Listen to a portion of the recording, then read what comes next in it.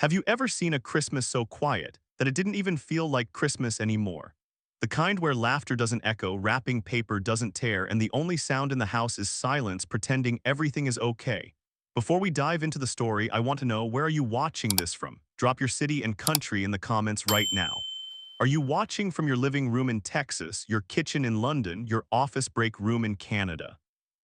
Let me know, because this story about courage, community, and protection is universal. It crosses borders, and I want to see how far this message reaches today. Subscribe to our channel so you don't miss our new stories. All right, let's go back. 5-year-old Amara Johnson, a sweet black little girl with curly hair tied into tiny colorful beads, sat cross-legged on the worn living room carpet. Their old television buzzed softly, showing happy commercials of families opening mountains of shiny presents. Kids laughed, parents smiled, paper flew everywhere. But in Amara's house, there wasn't a single thing under their small, tired plastic tree. Their tree wasn't like the sparkling ones on TV. It leaned slightly to the right, decorated with school-made ornaments, paper snowflakes, glittered cardboard stars, and one cheap strand of lights that worked only halfway. But Amara still loved it. She loved Christmas. She believed in Santa more than anything in the world. She hugged her stuffed panda, Mr. Buttons, tighter. "Look at all those gifts, Mr. Buttons," she whispered softly. But Santa didn't come here. Her mom, Tiana Johnson, had spent the last few weeks working double shifts at a small-town diner. Amara had heard her late at night, crying quietly in the kitchen, whispering apologies to bills she couldn't pay. Tiana didn't know her daughter heard, but Amara always did. She would press her tiny hands to her ears, pretending she didn't, but her heart always did. Snow fell softly outside, painting the neighborhood in glittery white. Houses across the street glowed with warm lights, music, laughter, and loud morning excitement. But in their house, it was cold, dim, quiet. Amara walked slowly to the window. She pressed her little hand to the cold glass and breathed out, watching her breath fog against it. Somewhere out there, she believed Santa existed. Somewhere out there, there was still magic. She didn't want to give up. She refused to. "Maybe Santa just forgot. Maybe he got lost," she whispered, even though doubt wrapped around her tiny heart like winter frost. Then she remembered something. Earlier that day, while walking to school, she saw a scary-looking biker clubhouse down the road. Her mom always hurried past it, telling her not to stare. But Amara noticed something unusual. Those men covered in tattoos and leather jackets always waved at her. Their eyes didn't look mean, they looked kind, and there was a number on the wall. She didn't know what courage was, but she was about to do something brave. Standing on her tippy toes, Amara reached for the house phone hanging on the wall. Her tiny hand trembled as she dialed the number she somehow remembered. Ring, ring, ring, a gruff answering machine voice echoed. "Leave a message." Beep. Amara swallowed hard, clutching Mr. Buttons with one arm. "Santa didn't come," she whispered gently, sadness trembling in every syllable. "No presents for me," she hung up. Silence. The TV played Happy Christmas music again, but it sounded emptier than before. The room seemed colder. Tears finally rolled down her cheek. She wiped them away quickly, like a brave soldier who wasn't allowed to cry. Meanwhile, across town, in a dim biker clubhouse glowing under weak Christmas lights, a massive leather-jacketed biker named Marcus Stone Walker walked inside, snow dusting his shoulders. He didn't know it yet, but that small whisper from a brave little girl was about to change his entire life and the entire town. But what happens when a tough biker hears a heartbreaking Christmas message from a child? Does he ignore it, or does something awaken inside him, something he hasn't felt in years? Stay with this story, because what Stone is about to do next will shock everyone. What happens when the most feared biker gang in town suddenly becomes a little girl's only hope for Christmas? And why does this one child's voice strike a wound straight into Stone's buried past? The moment he hears her message, everything changes. But is he too broken to care, or will he do the unthinkable? The biker clubhouse was louder than usual, filled with deep laughter, clinking bottles, and the hum of old rock music playing from the dusty jukebox. Warm chatter mixed with the cold December air sneaking in through the cracks of the heavy wooden door. Christmas lights hung lazily across the walls, but not because anyone genuinely cared about the season. Someone had just thrown them up as a joke. Marcus Stone Walker sat at the far end of the bar, shoulders broad, eyes fixed on the scratched counter. His leather jacket bore the emblem of the Iron Vipers, the toughest biker crew in town. People saw him as untouchable, unbreakable, unfeeling. They had no idea how wrong they were. Mickey, the bartender, wiped the counter in slow circles. You all right tonight, Stone? Stone didn't answer immediately. He didn't like Christmas. He didn't like the music. He didn't like the fake smiles. He didn't like pretending this time of year didn't claw into old scars. Then, hey, Stone. Mickey's voice cut in again, but this time it sounded strange, confused. He clicked play on the answering machine sitting near the bar's ancient office phone. A soft, trembling voice filled the room. Santa didn't come no presents for me. Every conversation stopped. Every bottle paused in midair. The music didn't matter anymore. The laughter died instantly. Stone froze. That tiny voice didn't just sound sad. It sounded like him. Years ago, small, forgotten, invisible. His chest tightened without warning. The bar disappeared around him as old memories punched through the armor he had spent decades building. A thin mattress in a worn foster home. A lonely Christmas morning, an empty tree, empty stockings, empty promises. He remembered waiting and realizing nobody was coming. Back then he swore Christmas didn't matter, swore he didn't care, swore feelings made people weak. But tonight he realized something worse. He never stopped caring. The rest of the clubhouse simply stared, unsure what to say. Even men who feared nothing looked shaken by the innocence in that voice. Mickey swallowed. That came in an hour ago. Kid must have dialed the number on the wall outside. Stone slowly stood up. Play it again, he said quietly. Mickey did. Santa didn't come no presents for me. This time Stone closed his eyes. He didn't hear just a child. He heard the echo of his younger self screaming silently for help. He heard all the Christmases no one saved him. He heard every night he'd convinced himself nobody cared. When the message ended, the room felt heavier. Even the toughest bikers shifted awkwardly, unsure what to do with feelings they weren't used to dealing with. Kid said no presents, Tank muttered, rubbing the back of his neck. Sounds like she's alone, Red added softly. Stone turned. His eyes, usually cold, looked different now. There wasn't anger in them, there was purpose. Anyone know where that call came from? He asked. Mickey nodded slowly. Caller ID showed a house over on Willow Creek, a single mom, hard times. Stone grabbed his jacket, zipped it up, and headed toward the door. Where you going? Mickey asked. Out, Stone muttered. Tank frowned. In this snow, you serious? Stone's jaw clenched. A kid thinks Santa forgot her. That doesn't sit right. But Stone, Red said carefully, we don't exactly look like Christmas heroes. Stone paused at the door, then he smirked faintly. Maybe it's time someone like us did. He stepped outside into the icy wind. Snow stung against his face, but he barely felt it. His boots crunched against the ground as he approached his motorcycle, a beast of chrome and muscle covered in frost. For the first time in years, Christmas didn't feel pointless. It felt like a mission, and Stone didn't fail missions. As the engine roared to life, snow swirling around him, something awakened in him that had been buried under years of anger and loneliness. A sense of responsibility, a sense of heart, a sense of hope. This wasn't about Santa. This was about making sure one little girl never felt forgotten the way he once did. And whether the world was ready or not, a biker Santa was being born tonight. A hardened biker has decided to step into a little girl's world of disappointment and shattered belief, but he isn't just fighting the cold or the night ahead, he's fighting his own ghosts. The question now is, how far will Stone go to bring back the magic of Christmas, and what will it cost him in the process? Snow whipped across the empty streets as Marcus Stone Walker thundered through town on his motorcycle, the engine roaring like defiance against the frozen night. Christmas decorations shimmered in faint glows across front yards, reindeer lit in bright white, wreaths glowing, inflatable Santas bobbing in the wind. To most people it was festive. To Stone it was a battlefield of memories. He tightened his grip on the handlebars. He remembered cold mornings in foster homes where Christmas meant disappointment. He remembered neighbors, cheerful houses he never got invited into. He remembered other kids bragging at school about presents while he sat silently, nodding like it didn't bother him, pretending never stopped the hurt. And now a little black girl somewhere in the same town had whispered the same heartbreak. Santa didn't come no presents for me. Those words weren't just sad, they were a plea. And no one had answered, yet. The lights of Jerry's corner store flickered down the block, dim but still on. Stone pulled into the lot, snow spraying behind his tires. The bell above the door jingled loudly when he stepped inside, dragging a gust of cold wind with him.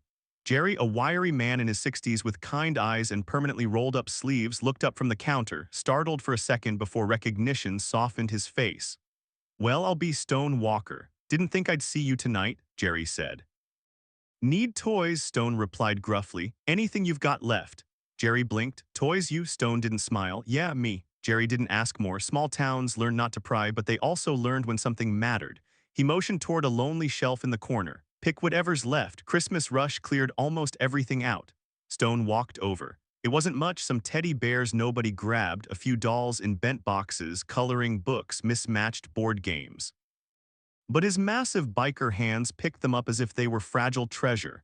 He pictured tiny fingers hugging them. He pictured wide eyes lighting up. He pictured hope. How old? Jerry asked quietly. Stone hesitated. 5. Jerry nodded like that told him everything he needed to know. He helped Stone gather the gifts. Then he slid wrapping paper, tape, bows, and ribbon across the counter. Stone reached for his wallet. Jerry shook his head.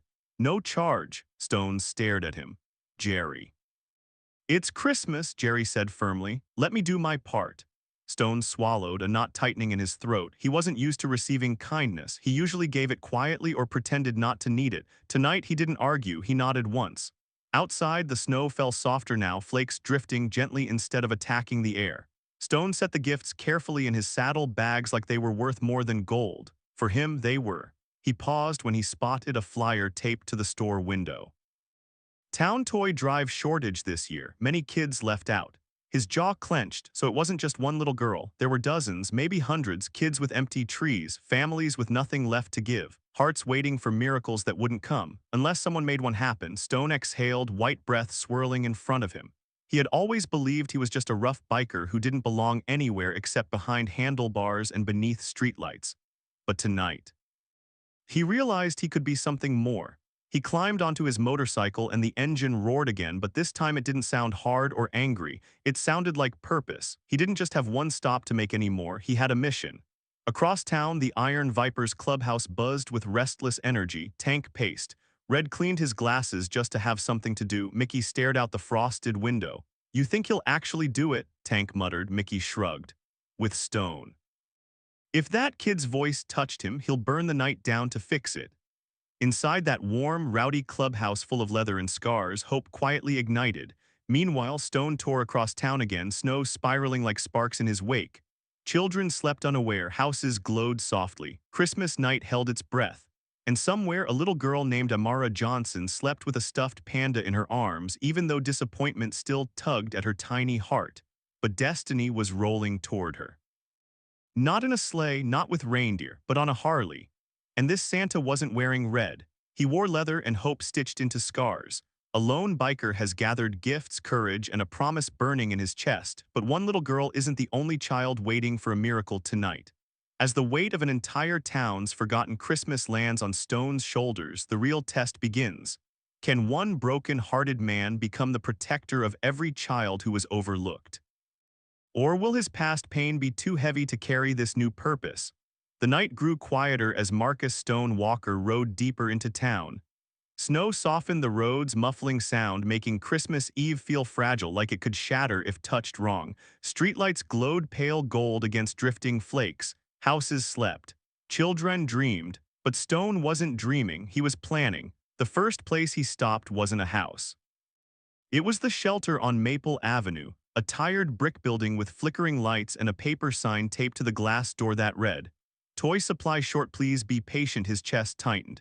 He walked inside, boots heavy against the worn floors. The air smelled like cocoa powder and thin soup. Paper snowflakes hung on the walls like someone had tried their hardest to make hope out of scraps. Inside, kids sat quietly at long tables coloring on leftover paper placemats. They weren't loud. They weren't laughing. They weren't running around like children normally did on Christmas Eve. They were waiting for something that wasn't coming. A woman in her 40s with tired eyes and a forced warm smile greeted him. Her name tag read, Sarah, program director. She paused when she recognized him. Marcus, I mean Stone, we haven't seen you here in a while. He nodded. Heard your toy drive came up short. Her smile wavered. That obvious. He glanced at the half-empty table behind her.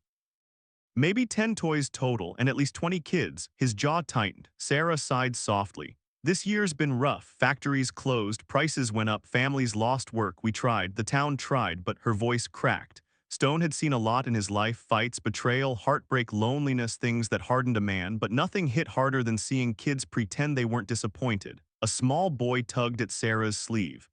Miss Sarah, is Santa still coming? She forced her voice steady. Of course, sweetheart, Santa always does his best. The boy nodded, trying to believe it. Stone felt something burn in his chest, not anger, resolve. He walked back outside and leaned against his motorcycle, breath fogging in the cold air. Snow collected on his shoulders, but he barely noticed. His thoughts spun. He had gifts for Amara. But what about them? What about every kid who whispered prayers no one heard? What about the parents silently crying in kitchens tonight?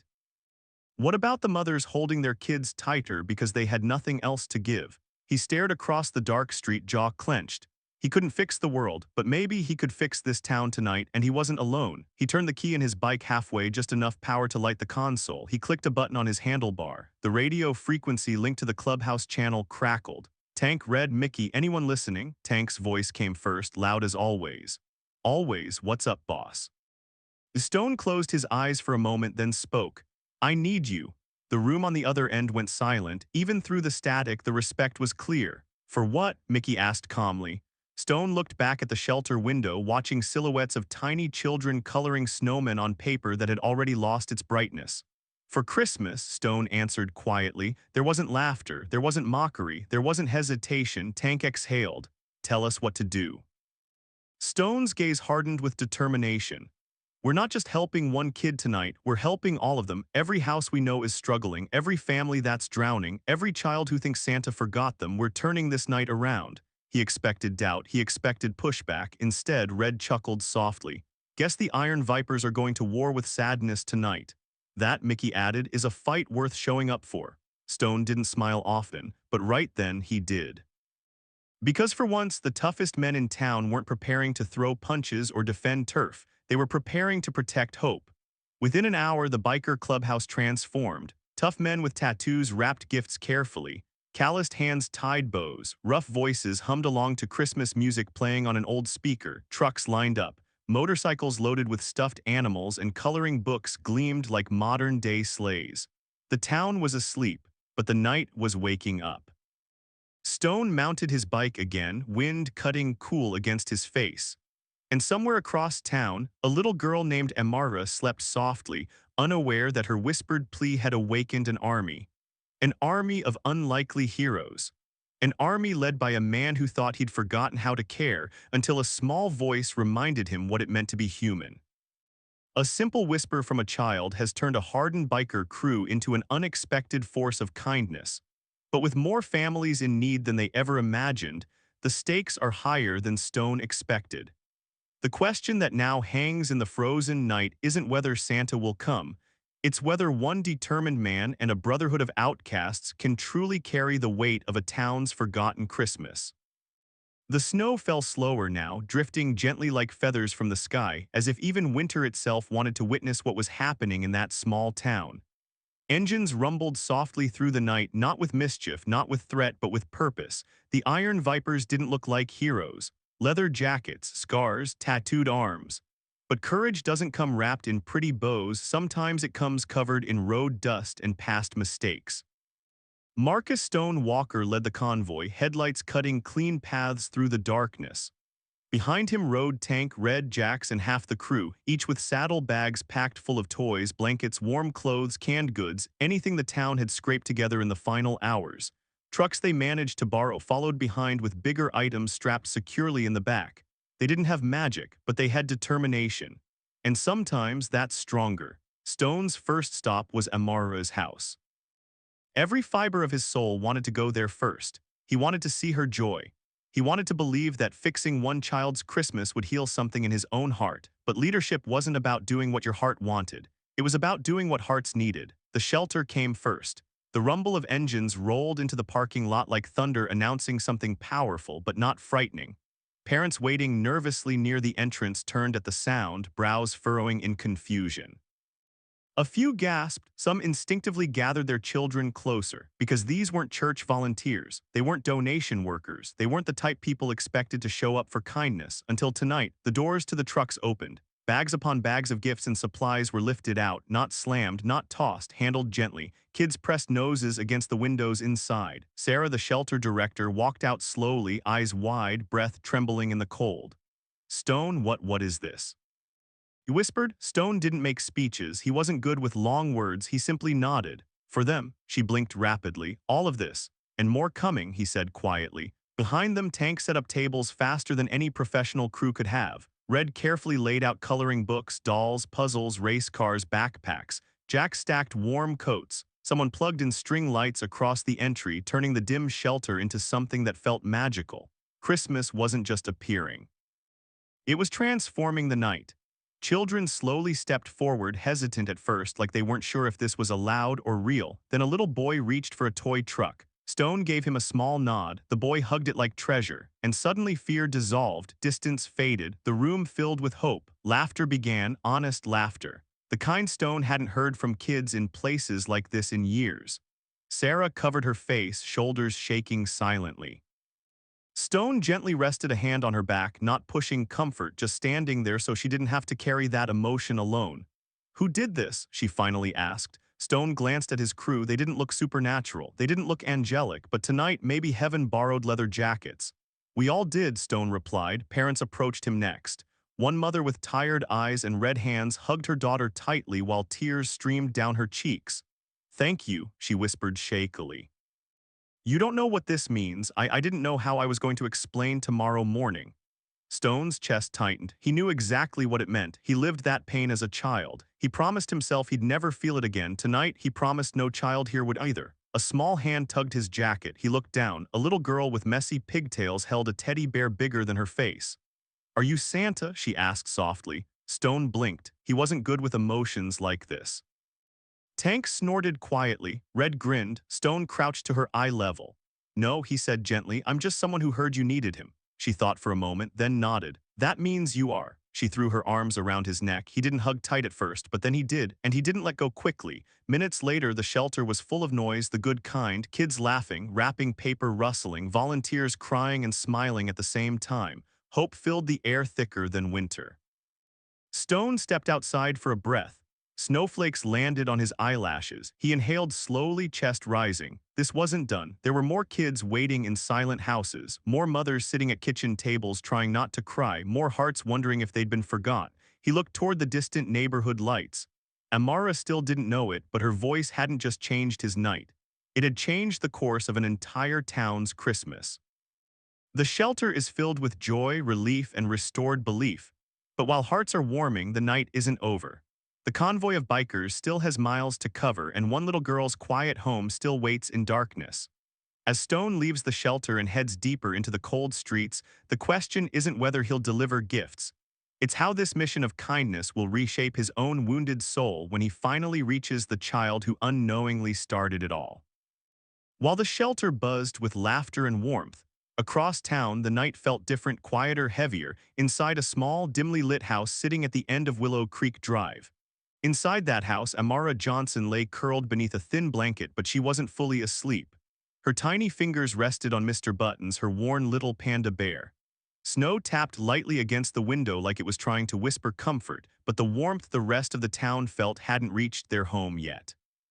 Her mom, Tiana, sat alone in the kitchen with the lights off, the only glow coming from the weak refrigerator bulb each time she opened it just to stare at emptiness and breathe.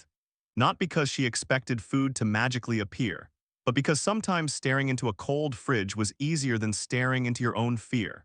Her fingers trembled as she pressed a hand to her forehead. The bills on the table glared back at her. She swallowed hard, blinking tears she didn't want her daughter to see. The house was quiet, too quiet, and in the silence guilt crept in. "Mama," Tiana stiffened and quickly wiped her face as Amara padded softly into the kitchen, teddy bear tucked into her elbow.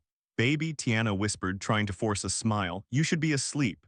Amara tilted her head gently. "I was, but I woke up 'cause the house feels sad." Those weren't the words of a 5-year-old. They were the words of a child who never had the luxury of innocence. Tiana's throat tightened. "Come here, sweetheart." Amara climbed into her lap, small arms wrapping around her mother's waist. Tiana held her like she was something fragile because to her she was everything. "Mommy," Amara whispered softly, "do you think Santa forgot our house because we don't have lights like the other homes?" Tiana shut her eyes. A tear escaped.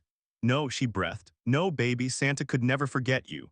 "But he didn't come," Amara said, voice trembling just a little even though she tried to sound brave. "And I was really good this year. I shared. I helped you fold clothes. I said my prayers. I didn't ask for lots of things." Her voice faded. She swallowed. "Just one thing." Tiana's heart nearly shattered. What did you ask for, baby? Amara didn't hesitate. Something that makes you smile again. Silence, the kind that presses on your heart until breathing hurts. Tiana covered her mouth. This wasn't about dolls or candy or toys. Her daughter didn't want presents. She just wanted relief for the person she loved most. I'm sorry, Tiana whispered, pressing her forehead against Amara's. I'm so sorry I couldn't make Christmas special this year. Amara shook her head quickly. No, you make it special every day. You hug me, you sing to me, you cook noodles when we don't have food. That's what makes it Christmas always. She didn't see poverty, she saw love. Children have a way of seeing more clearly than adults do. But even love can't stop disappointment from aching, especially when a dream feels shattered. Amara's voice dropped softer. I left Santa a voicemail, she confessed quietly. Tiana blinked. You what? I called that number, Amara whispered shyly. The one on the biker building. I always see the men wave at me. They look tough but not mean, and I thought maybe if Santa was busy, they could help him find us. Tiana's mind spun. She wanted to be upset, wanted to scold her. Wanted to panic, but instead, she felt something she hadn't felt in weeks, hope, even if it was faint, even if it didn't make sense, because for the first time, she realized her daughter hadn't just been sad, she had been brave enough to reach out. Tiana kissed her forehead. You're so strong, my little girl. Amara smiled tiredly. Do you think maybe they heard me? Tiana forced a gentle smile. I think when you speak from your heart, sweetheart, somebody always hears. They didn't know it. But in the distance, engines were rumbling. Leather jackets were carrying warmth. Hope was riding on two wheels beneath the cold December sky. And a storm of kindness was closing in on Willow Creek Drive, not loud, not dramatic, but steady, like love arriving late but still arriving. Amara finally drifted back to sleep there in her mother's arms. Tiana sat still, staring toward the dark living room, heart pounding with a mixture of fear, gratitude, and something she almost didn't recognize anymore. Faith. Outside, snow fell softly. The town lights flickered. And somewhere along the road, Stone turned his motorcycle toward a quiet house at the end of the street, and everything was about to change. Inside a small house filled with quiet sorrow and fierce love, a little girl still holds onto a fragile thread of hope, unaware that the very people she reached out to are now racing toward her world. As Stone leaves the shelter's joy behind and heads toward Willow Creek, the night grows heavier with purpose, and the moment where heartbreak meets unexpected miracles is drawing dangerously close. The wind whispered across the empty streets as Marcus Stone Walker guided his motorcycle toward Willow Creek Drive, headlights sweeping across white blankets of untouched snow. The world looked peaceful. But peace doesn't always mean everything is okay. Sometimes it just means people are quietly hurting.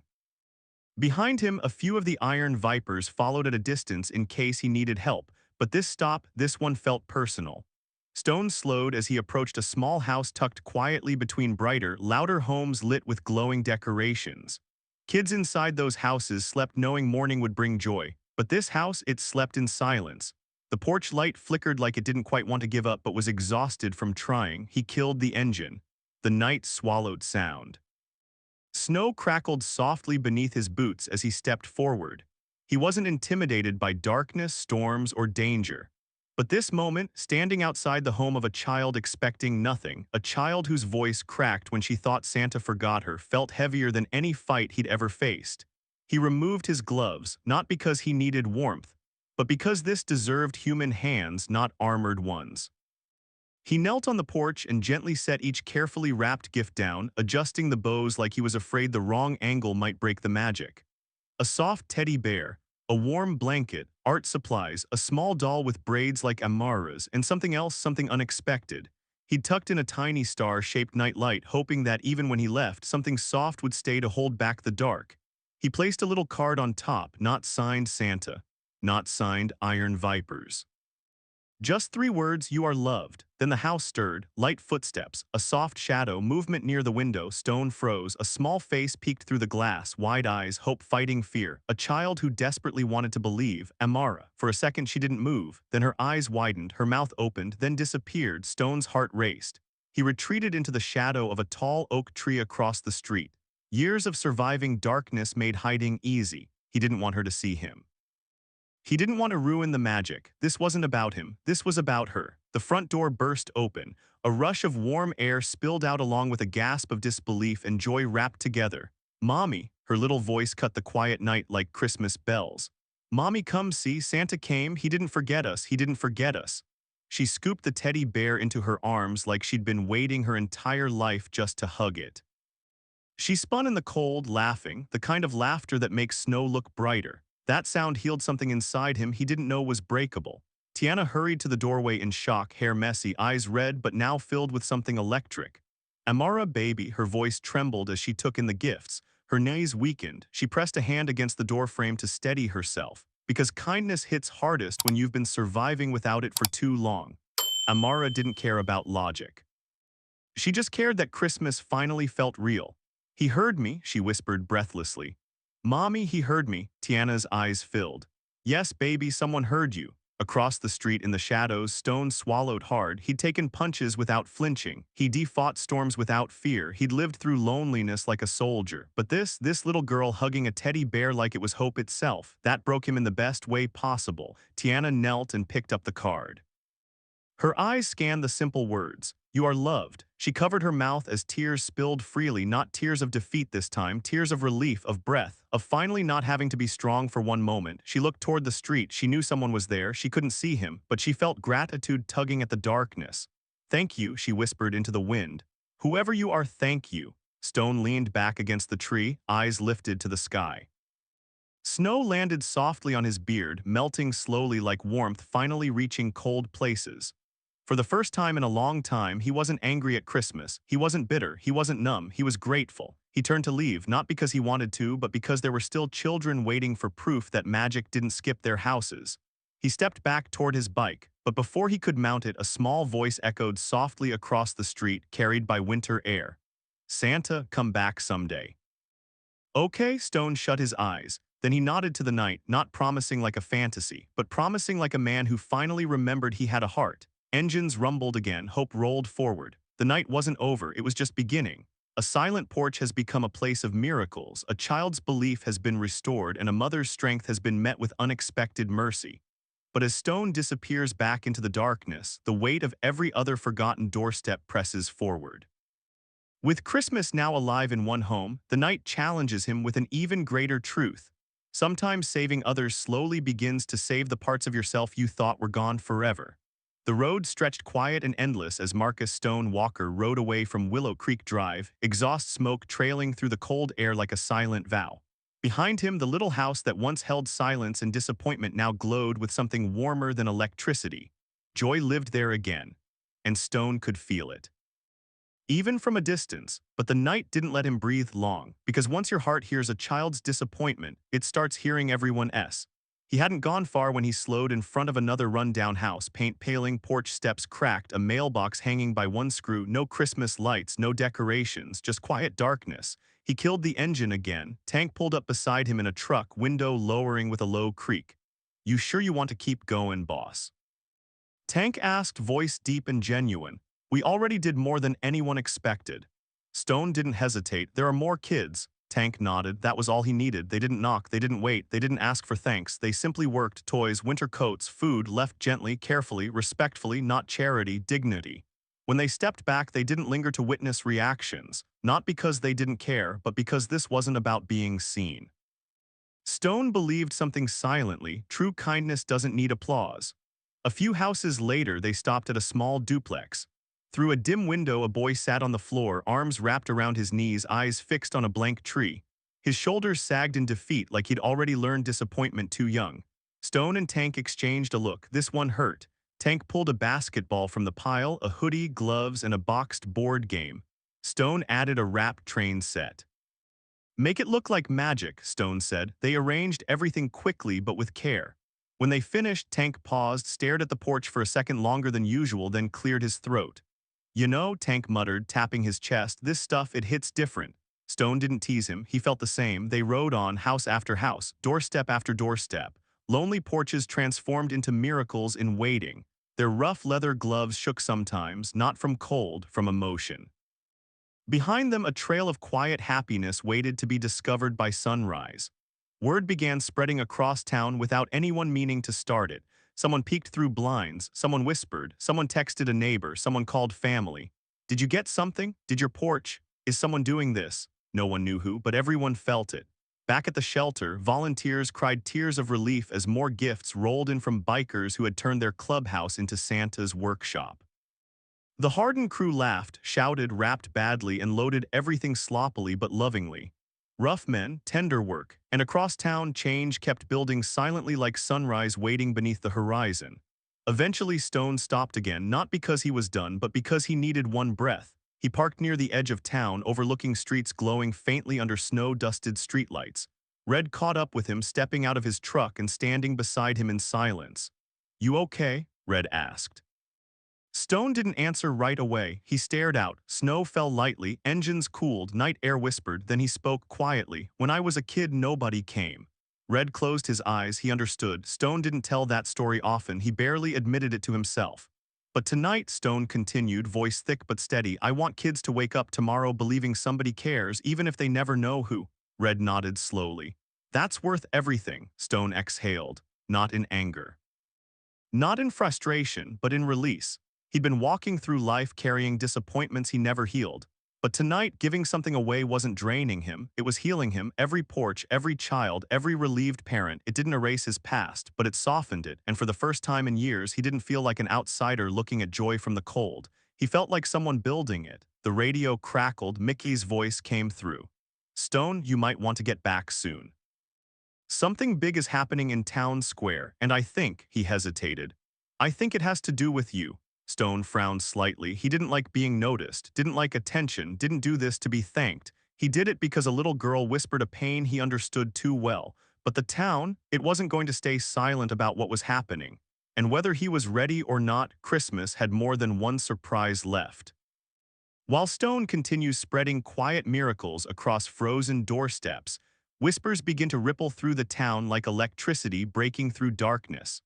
People are waking, hope is stirring, and something unexpected now waits at the heart of the town, pulling Stone into a moment he never prepared for, one that might change not just others' Christmas, but his own sense of worth forever.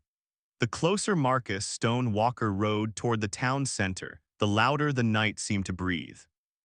Not with engines or traffic, but with whispers. The kind that spread without needing a voice, drifting house to house, heart to heart. Something was happening, something no one could explain, and for once the town wasn't afraid of the unknown. They were grateful for it. By the time Stone rolled into the town square, the usually quiet space glowed with life. Soft Christmas lights twinkled around the gazebo, casting warm halos across the snow. People gathered in clusters, bundled in scarves and heavy coats, standing shoulder to shoulder not because they had to, but because something had pulled them together tonight. Mothers held children close. Fathers stood with humbled relief. Grandparents wiped tears they pretended were from the cold. Stone slowed, uneasy. He wasn't used to being near crowds unless it meant trouble. He wasn't used to approaching places where people were staring. And he definitely wasn't used to being welcome somewhere he hadn't been invited. Tank parked behind him. Red stepped out of his truck. More bikers arrived quietly, forming a respectful barrier around the square, unsure why they'd been asked here but trusting Stone's instincts. The mayor, Samuel Wilson, a steady man with salt and pepper hair and a voice that could calm storms, stood at the gazebo with a microphone in hand. The small speakers crackled against the cold. His voice carried gently across the square. "This year, our town almost lost something we didn't realize we were depending on," he said. "Not presents, not decorations, not tradition." He paused, letting silence blanket the moment. "We almost lost belief." Several parents nodded softly, their children hugging new toys with sleepy smiles. Mayor Wilson continued. "Our shelters were empty of supplies, our toy drives fell short. Families struggled harder this year than most of us understood. Many children were going to wake up tomorrow believing Christmas wasn't for them anymore." A ripple of emotion moved through the crowd. Stone shifted slightly, uncomfortable with praise he hadn't asked for. "But tonight," the mayor's voice softened, "someone refused to let that happen." Heads turned instinctively toward the edges of the crowd, toward the leather jackets and motorcycles idling quietly beside Snowfall. Toward the men with weathered hands and guarded expressions who were suddenly very aware of every pair of eyes on them. The Iron Vipers weren't used to standing as symbols of hope. It felt strange, vulnerable, powerful. Mayor Wilson smiled gently.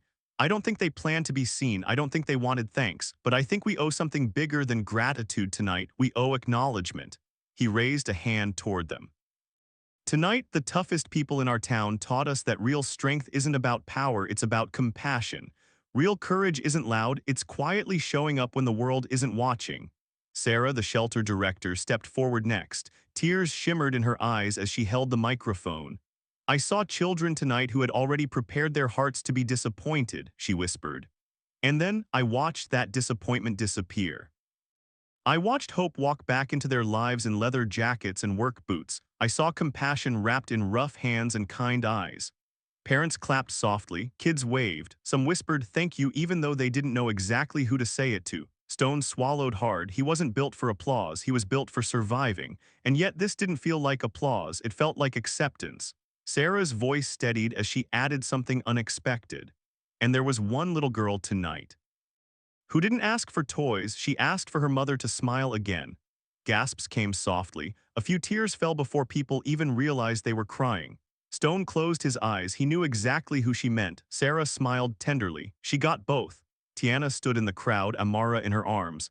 Amara's eyes scanned the square until she saw Stone's figure at the edge of the light. Their gazes didn't fully meet, but something invisible passed between them. Respect, gratitude, connection. Not because he was Santa, but because he heard her. Mayor Wilson lifted the microphone again. So tonight, before we light our Christmas tree, I want to ask the people responsible for restoring magic to this town to know one thing. He turned fully toward the bikers. You're not feared tonight, you're not misunderstood, you're not outsiders. He smiled, genuine and warm. Tonight, you're family. Silence hung heavy, powerful, healing. Stone felt something crack open wider inside him.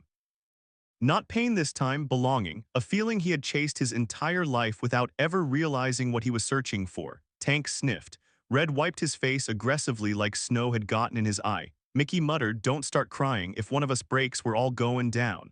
Laughter rippled through them. The mayor raised his hand. "Let's light the heart of our town with the people who helped us remember why Christmas still matters." The crowd counted down. 3, 2, 1. The massive Christmas tree exploded to life in brilliant gold and warm white light, shining across the square like hope made visible. Gasps, cheers, laughter, tears. The town wasn't saved by money or power or miracles from the sky. It was saved by people choosing to care when they didn't have to. And at the edge of the light, Stone finally allowed himself to smile, just a little, but real. The town square now glows brighter than ever, wrapped in gratitude and unity. But while the community celebrates the bikers who restored Christmas spirit, something deeper stirs beneath the glow. Stone may be honored publicly tonight, yet the most personal moment of his journey is still waiting. As the little girl whose voice began everything stands quietly nearby with a wish in her heart that has nothing to do with presents at all. The cheers faded slowly into a warm hush as families drifted around the glowing town square, greeting neighbors they hadn't truly spoken to in years. Children laughed beneath the towering, golden-lit Christmas tree. Someone handed out hot chocolate. Someone else started singing softly. For the first time in a long time, the town didn't feel fractured. It felt like one heart. But in the middle of celebration, Marcus Stone Walker stood a little apart from the crowd, not because he wasn't welcome, but because he didn't quite know how to stand inside moments like this yet. He'd spent too much of his life on the outside, watching, surviving, enduring, not belonging. Tank nudged him gently. "You okay?" Stone exhaled slowly, a small cloud of breath warming the cold air. "Yeah," he answered, voice low, "just taking it in." Red chuckled. "Ain't every day the town mayor calls us family. Might have to get used to people smiling at us instead of crossing the street." Stone smirked faintly, but his eyes were distant, drawn toward something else, or rather, someone. Near the gazebo, Tiana Johnson held Amara close, the little girl wrapped in a winter coat that hadn't existed this morning. Amara's curls bounced slightly as she turned her head, searching, scanning, looking through the glow and bodies of people for the one man she hoped to see. She spotted him. Her face lit like a spark catching oxygen. She slipped from her mother's hold, boots crunching across snow as she hurried toward Stone. Halfway there she slowed because children always sense great moments before they fully understand them. She looked up at him. He looked down at her, two hearts that had never been meant to cross paths and yet somehow were exactly meant to. "Hi," Amara said softly, voice filled with shy wonder. Stone bent slightly so he didn't tower over her so much. "Hey, kiddo." She studied him with serious eyes, as if trying to decide if she should say what her heart already knew but her mind was still catching up to. "You're not Santa," she whispered. A few nearby bikers froze. Tank whispered, "Uh-oh," but Amara smiled slowly. "You're the guy who helps him." Stone swallowed. That felt bigger than being Santa because it felt human. "I guess," he said gently, "maybe that's my job." She nodded firmly, accepting it as truth. Then she did something no one expected. She stepped forward and hugged him. No hesitation, no fear, no doubt. Her little arms barely wrapped around his waist, but she squeezed like she could hold gratitude inside herself if she hugged tight enough. Stone froze. Every instinct screamed to stay strong, to stay guarded, to stay the unbreakable man people expected him to be. But there's a moment in every person's life when walls that felt like protection for years suddenly feel like cages, and some cages deserve to break, slowly, carefully. His arms wrapped around her in return. He didn't hug like a biker. He hugged like a man who didn't realize he'd been starved of affection since childhood. Warmth didn't just surround him, it entered him. He closed his eyes. Tiana watched them, tears slipping down her cheeks, but for once they weren't tears of exhaustion or fear or loneliness. They were tears of release. She walked closer, stopping respectfully nearby. Stone let Amara go gently as the little girl beamed up at him. "This is my mom," she announced proudly, like she was introducing someone important to someone equally important. Tiana offered a small, sincere smile. "I don't know how to thank you enough." "You don't need to," Stone replied, voice roughening. "You're doing something a lot harder than what I did. You're raising a fighter." Tiana inhaled slowly, emotion flooding her chest. "You didn't just give presents," she whispered. "You gave us breathing space. You reminded my daughter she wasn't forgotten. You reminded me I don't have to pretend I'm strong every second." Stone nodded, because he understood pretending. He'd been pretending his entire life. A hand brushed his old leather jacket. Amara placed a small folded paper into his palm. "I made this," she said proudly. He opened it. A child's drawing, messy, colorful, but powerful in its simplicity. A motorcycle, a teddy bear, a Christmas tree, and beneath it in bright letters, "Thank you for hearing me." Stone gripped the paper like it was made of glass. Because in a world that taught him nobody ever listened to little voices, including his own when he was young, this message rewrote something inside him. Maybe he didn't have to stay the man who built walls. Maybe he could be the man who answered calls. The mayor watched silently. The town watched softly, no applause, just respect. Amara lifted her chin. "Will you be here next Christmas, too?" Stone didn't answer right away. Because this wasn't about a holiday anymore. This was about life. He knelt slightly so they were eye level. "I'll be wherever someone needs help," he said quietly. "And if that means here, then yeah, I'll be here." Amara nodded, satisfied, safe, believing. Tiana whispered, "Thank you, Marcus." He blinked. Almost no one called him by his real name anymore. But tonight, it felt right. He dipped his head. And for the first time in a very, very long time, he felt like a man instead of a shield. A child's hug, a mother's gratitude, and a town's acceptance have begun to heal wounds Stone never meant to show. But the night isn't finished writing its lessons. As the celebration glows on and the Iron Vipers stand no longer as outsiders but protectors, Stone must now face the quiet truth settling into his chest. Helping others hasn't just restored Christmas, it may have finally given him something he's never truly had: home. The celebrations in town square didn't fade quickly. They lingered softly, like warmth that refuses to leave a room even after the fire has burned low. People weren't ready to go home yet, not because they didn't have houses to return to, but because tonight felt like more than just a holiday. It felt like healing. Snow fell gently, dusting shoulders and hair like blessings from the sky. Kids ran around the glowing Christmas tree, laughter ringing bright against the cold air. Parents talked without rushing. Neighbors who used to only nod politely now stood face to face and truly spoke. A town that had nearly forgotten how to feel like a community remembered. In the midst of it, Marcus Stone Walker stood quietly with the Iron Vipers around him. The men who once represented intimidation now stood as pillars of reassurance. Tank grabbed 2 hot chocolates from a stand and shoved one into Stone's hand without asking. "Drink," he grumbled. "Doctor's orders." Stone snorted. "Since when were you a doctor?" "Since I decided tough guys should be warm too," Tank replied, shrugging like it wasn't a big deal. Red approached next, flicking snow from his jacket. "Never thought I'd see the day us standing at the heart of town instead of leaning against the edges." Mickey chuckled. "Feels like we've been standing in the doorway of life for years and someone finally opened it and said, 'Come inside.'" Stone listened. He didn't interrupt. Because sometimes the strongest thing you can do is let a good moment touch you. A group of children ran past, waving at them. Thank you, best Christmas ever. You guys are awesome. The bikers weren't used to admiration. Tank blinked. Did that kid just say we're awesome? Red nodded slowly. Yeah, we're doomed. Respectable reputation incoming, they laughed. Not the sharp kind that hides scars, but the full kind that releases them. Meanwhile, on the other side of the square, Tiana Johnson watched quietly.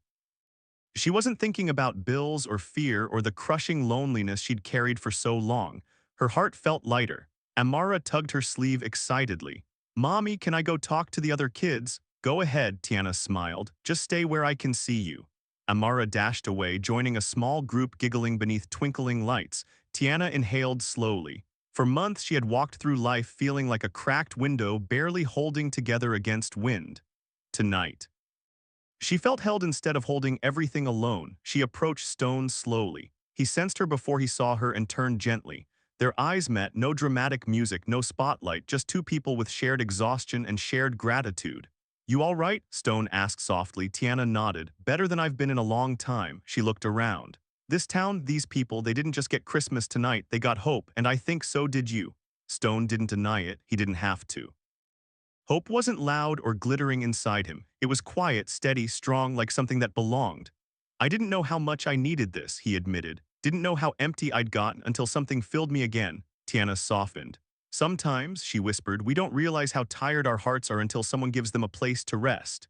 The words settled inside him like warmth from a slow burning fire. He didn't respond with a poetic line. He didn't know how. He just nodded. And that meant everything. The mayor stepped toward them again, microphone off now, just a man speaking to another man. Marcus, he said sincerely, using his real name with respect, this town will never forget what you and your brothers did tonight. Whatever people thought before you changed it, not because of reputation. He gestured gently, but because you showed us your hearts. Stone shook his hand, not as a criminal being tolerated, not as a myth being whispered about, but as a man being welcomed.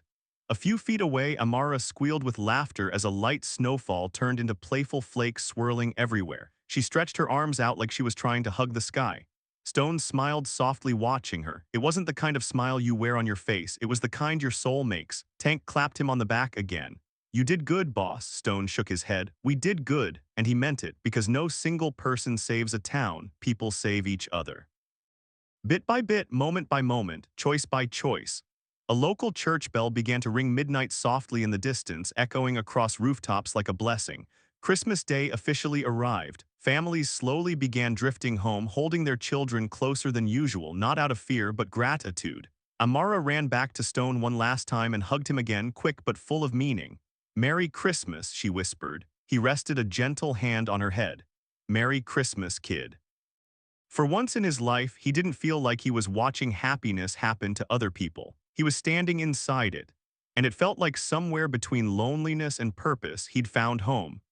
The town has embraced the men no one expected to trust, families have rediscovered hope, and Stone's heart has begun to rest in a place it never thought it deserved.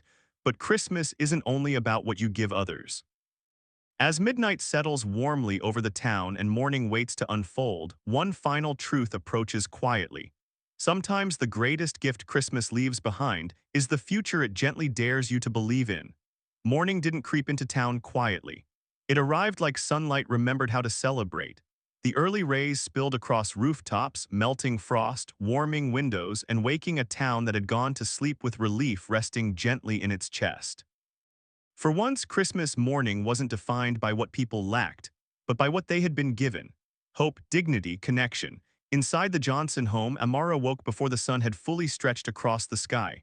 Her eyes fluttered open slowly, and for a split second she forgot, then she looked around. The teddy bear lay tucked under her arm. The little nightlight star glowed faintly on her dresser.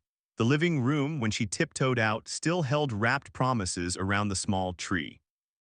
Her joy didn't explode loudly, it blossomed. She covered her little mouth not to hide laughter but to hold happiness bigger than her hands. Then she ran. Mama, Mama, wake up, it wasn't a dream.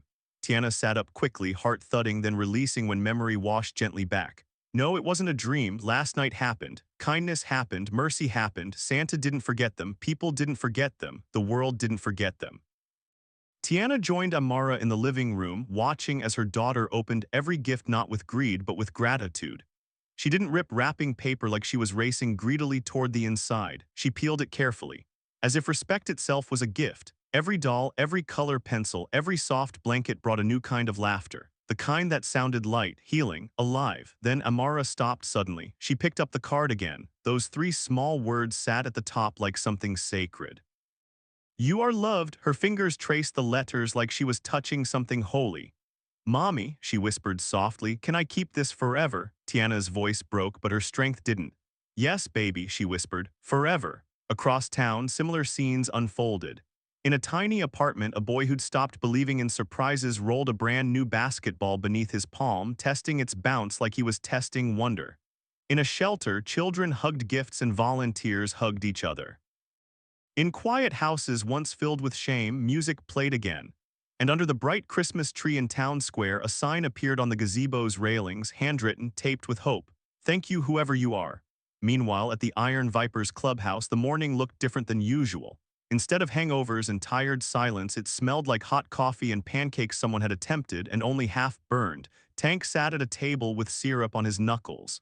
Don't say a word, I made breakfast. You're welcome, Red laughed. If this is breakfast, remind me to be grateful we're still alive. Laughter rolled across the room, not the rough, guarded kind, the open kind. Marcus Stone Walker sat quietly at the head of the long wooden table. He wasn't giving orders, he wasn't making plans, he was simply present, and that was new. He looked at the men around him not as soldiers, not as outcasts, but as something softer, family. A knock echoed on the clubhouse door. Everyone turned. Tank frowned slightly. We expecting someone? Stone shook his head. No, he stood and opened the heavy door. The wind rushed in, then warmth followed. Standing outside wasn't a crowd, wasn't the mayor, wasn't reporters. It was a handful of neighbors, normal people, some parents, some grandparents, a few kids, and they weren't nervous. They weren't cautious. They were smiling, shyly, respectfully, sincerely. A woman stepped forward with a baking dish wrapped in foil. I didn't have much, she said softly, but I wanted to bring something. A father stepped next, offering a firm handshake. You help my kids believe in mornings again. A child lifted a simple paper ornament decorated in wobbly marker letters. Thank you, heroes, not loud, not dramatic, but deeply real. Stone didn't step back like he normally would. He stepped forward into community, into warmth, into something he never thought he'd have, a place. Someone muttered from inside, "Aw man, they're gonna make us cry again." Stone swallowed, let the lump sit in his throat, didn't fight it. He simply nodded, voice steady but thick. You don't owe us anything, he said softly. The father shook his head. We don't, he agreed. But gratitude isn't a debt, sometimes it's just love answering kindness. Silence, powerful healing, Stone breathed in deeply. For the first time in his life, Christmas wasn't a memory that hurt to touch, it was a future. He glanced out at the street, at new daylight, at a town that no longer saw him through fear but through appreciation. Amara's small voice echoed in his memory. You're the guy who helps him. Stone didn't know what tomorrow held. Life wouldn't magically be perfect. Struggles would return, but this truth would remain: he wasn't alone anymore. And he wasn't just existing, he was meaningful. Christmas morning didn't just bring gifts to children. It left something lasting inside hearts that had forgotten how to trust. As the town breathes easier, the bikers stand taller, and Stone quietly embraces the belonging he never thought he deserved. One truth settles into the snow-lit morning. Sometimes the miracle isn't the night of kindness itself. It's realizing you're strong enough to keep choosing it long after the lights fade. The day after Christmas didn't sparkle with decorations or glittering lights the same way Christmas morning did. Streets were quieter, houses rested. Wrapping paper lay discarded in recycling bins, and trees that once glowed proudly now hummed softly with leftover magic. But the miracle wasn't gone. It had simply settled deeper. Into people, into homes, into hearts. Across town, people remembered something they hadn't felt in years: connection, not the shallow kind, the lived-in kind. The kind that makes you greet a neighbor differently. The kind that makes you pause before assuming the worst about someone. The kind that makes you believe in community again. And in the middle of that shift, one place stood surprisingly bright. The Iron Vipers clubhouse, where fear once lingered in whispers, now respect lived in conversation. Where parents used to pull kids away when walking past, now families slowed down, smiled, sometimes waved. It didn't erase the past, but it rewrote the future. Inside, Marcus Stone Walker stood at a long wooden table surrounded by his brothers. Maps of town neighborhoods were spread out, marked not with red circles of conflict, but with notes: shelter, single mother, senior living alone, veteran, lost job, kids here, needs help. Tank leaned on the table with folded arms. So this is really what we're doing, Stone nodded firmly. Yeah, not for a season, not for a photo, not for a reputation, for real. Red whistled low. From feared bikers to the unofficial guardians of the town, never thought I'd see that headline. Mickey laughed. Good, headlines don't scare us. But then something quieter happened. They all fell silent because they felt it. This wasn't a stunt. This wasn't charity. This wasn't temporary. This was responsibility. The good kind. Stone looked around at the men who had followed him through storms, fights, anger, loneliness, and now stood ready to follow him into compassion. This isn't about fixing everything, he said. We can't do that, but we can show up, we can check in, we can make sure no kid feels forgotten, no mom feels invisible, no person believes they don't matter. Tank nodded slowly. We're not changing who we are, we're changing what we're known for. That sentence hung in the air like truth finally given words. A knock at the door broke the silence, not loud, not frantic, polite. Stone opened it. Standing outside was a crowd this time. It was Mayor Wilson.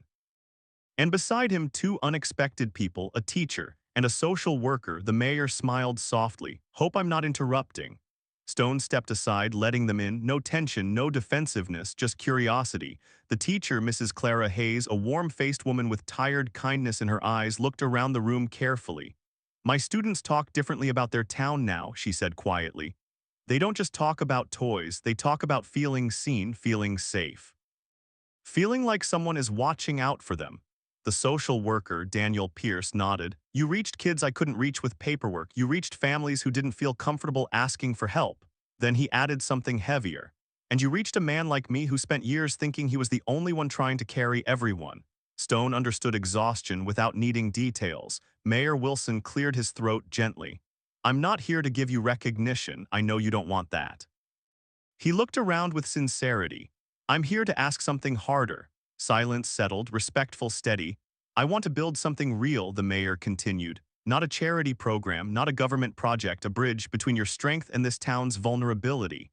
He placed a simple envelope on the table. Inside, not a contract, not money, a proposal, a community partnership, emergency assistance coordination, holiday relief foundation groundwork. But more importantly, trust. Stone didn't touch the envelope right away. He didn't rush decisions. He simply met the mayor's eyes.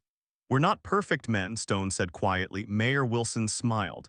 No one asked you to be, we just asked you to keep being the men you showed us you are when nobody demanded it of you. Red exhaled, Tank nodded. Mickey ran a hand through his hair like he needed a second to process being valued instead of judged. Stone finally picked up the envelope, not like it was paper. Like it was responsibility. He didn't promise immediately, but he didn't refuse. Sometimes the bravest thing isn't jumping in instantly. Sometimes it's staying long enough to grow. Before they left, Mrs. Hayes paused at the doorway. One more thing, she said softly. Some of the kids, they don't just talk about heroes anymore. They talk about you like neighbors, she smiled. That matters. When the door closed, silence filled the clubhouse again, but it wasn't empty silence, it was promise. Tank finally spoke. So what do we do, boss? Stone stared at the envelope, at the table, at the future. Then he looked at his brothers, and he didn't speak like a biker giving orders. He spoke like a man who finally understood that his life hadn't been about surviving pain, but about transforming it. We show up, he said. Everyone nodded. And that decision felt bigger than Christmas. It felt like the beginning of something that didn't fade when lights came down, something that lived. The holiday has ended, but the impact hasn't. Stone and the Iron Vipers now stand at a crossroads, not of danger but of destiny, as the town quietly invites them from being unexpected Christmas saviors to becoming lasting guardians of hope. The question lingering gently in the air is whether they can change lives, but whether they're ready to accept that their own lives have already changed forever. Winter loosened its grip slowly in the weeks that followed, but the memory of that Christmas didn't melt with the snow. It lingered, not as a holiday story, not as a miracle tale whispered for a season, but as something lived, something ongoing, something real.